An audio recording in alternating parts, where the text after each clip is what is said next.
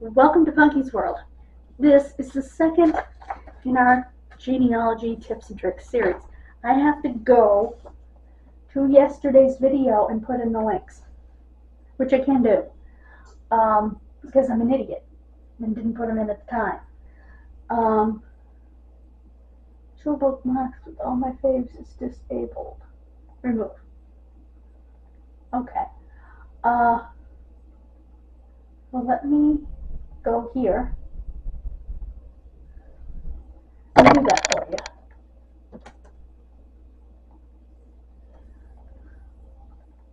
It is a good thing that I kept them. Whoops. Paste.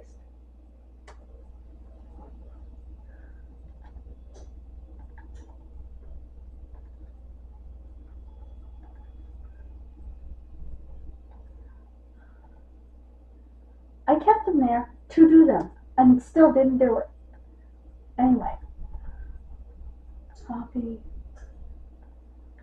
So now they're in place. I also want to do Elefind.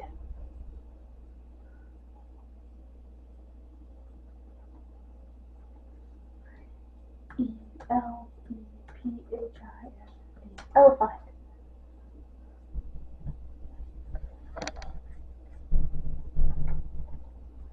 Copy. All the links I promised you yesterday are now in the video. Dear Lord, I'm an idiot. Anyway, so they're all there now. Now, I have chosen 4 more of these cheat sheets for Basecamp for this second installment. Tips for successful U.S. Census research. I found a lot of it common sense. You know, stuff that you should already know. You know. Or why do you need to know the exact day the census was taken? You know, if you see little numbers or Census Bureau marks, stuff you don't have to worry about. Now, who was the informant? Well, apparently on the 1940 census, they put an X, or an X with a circle around it, next to the name of the informant. Which I kind of figured that's what that was. But usually the informant is the first name listed.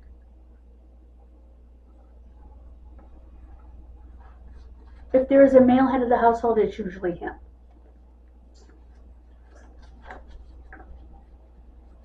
But not always. Enumerator marks and comments. I thought this was interesting. Some enumerators made comments in the margins of the forms. Some of the notes and reminders, such as day 1 ended here with a line number, and others border on being gossipy. House not clean. You got a set, I'll tell you. So yeah, I've not seen that, but I'm sure it's true.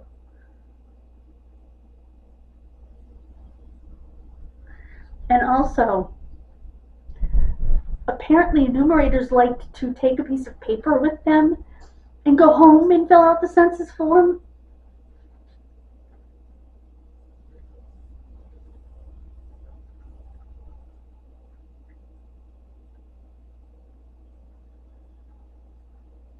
Look for multiple passes or backtracking.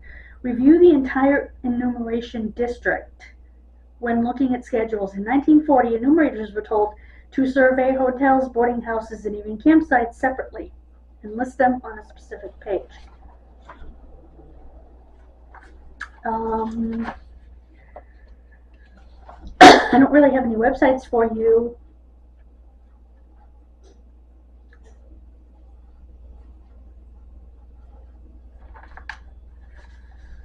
On that one.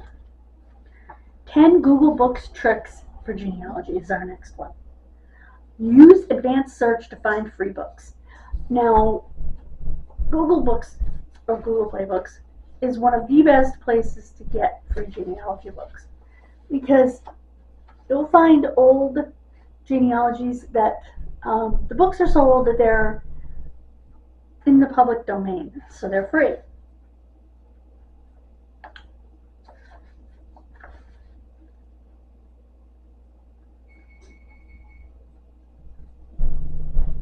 Now, I didn't realize you could create a personalized library in your library. Now, books.google.com I will add. Let me write that down.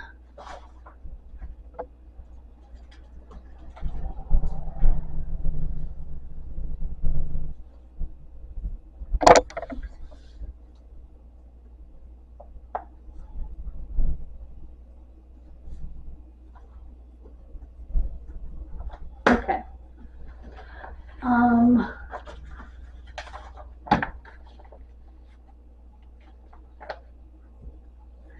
You can also access the bibliography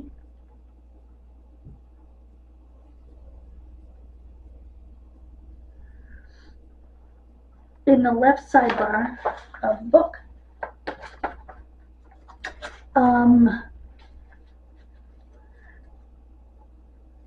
They're just explaining how much view you can get, and don't disregard books with just snippet views or just limited views, meaning you can only see so much of it.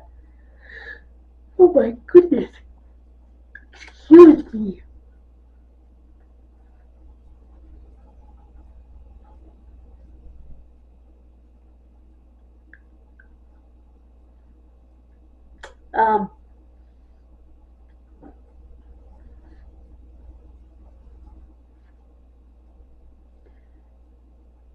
The next list we're going to go through is you use what? Question mark. 10 apps and websites for genealogy. EasyBib helps you create a bibliography using links to books or ISBN numbers, and also assists in citing sources. And of course, Evernote. I love Evernote. I can't find my sign into my Evernote, but I love my Evernote. I have a ton of stuff on it. And of course, Twitter, Dropbox, which is just a cloud, Google Alerts. Again, they talk about Wolfram Alpha. Facebook, tons of Facebook groups. I use Facebook.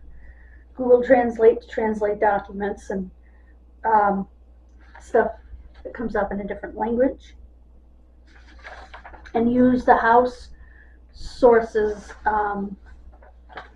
like Zillow and Redfin and whatever to find homes. Now I want to look and see what the heck that is.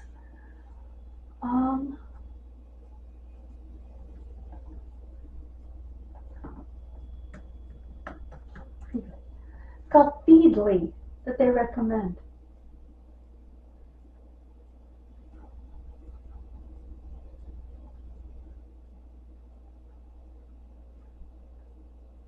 Oh.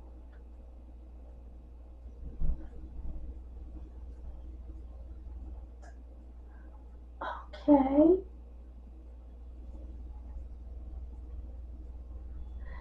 But that's for news. That's cool. I will download that for sure. It's called Feedly. You never know what kind of news might help you. And EasyBib. So we'll make sure that those get linked.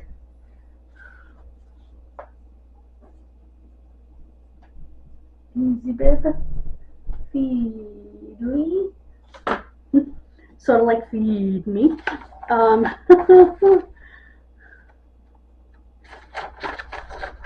Also, don't be afraid to look at blogs.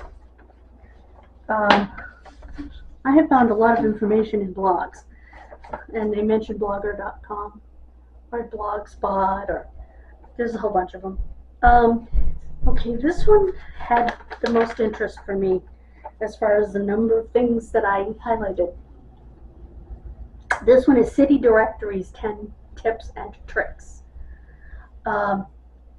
Search the last name only. City directory is different from most records, and using the first name, last name search will prove frustrating.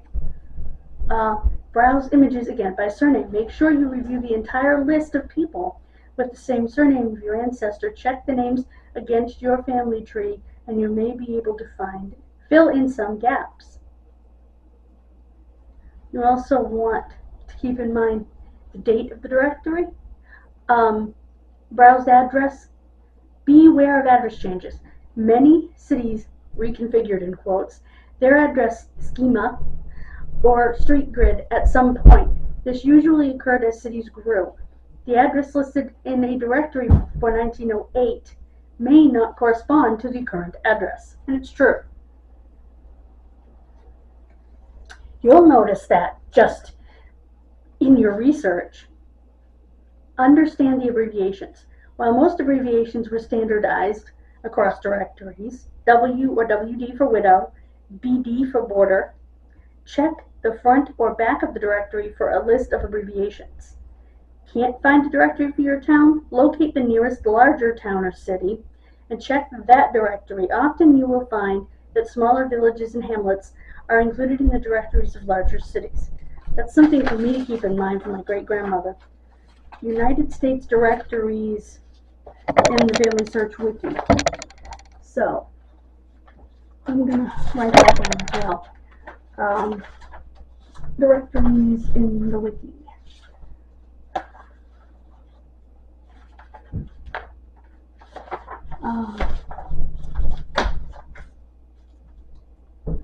Directories Wikia.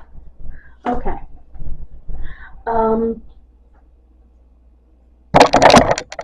Again, I hope this helps. Next time we will be exploring 4 or 5 more. I'm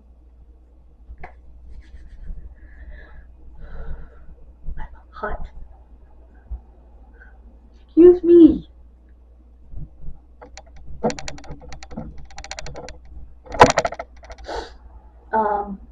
Of these wonderful cheat sheets. They're helping me as much as they're helping you. At least I hope they're helping you. Thank you so much for joining me. Please click subscribe and the bell to be notified when I upload another video.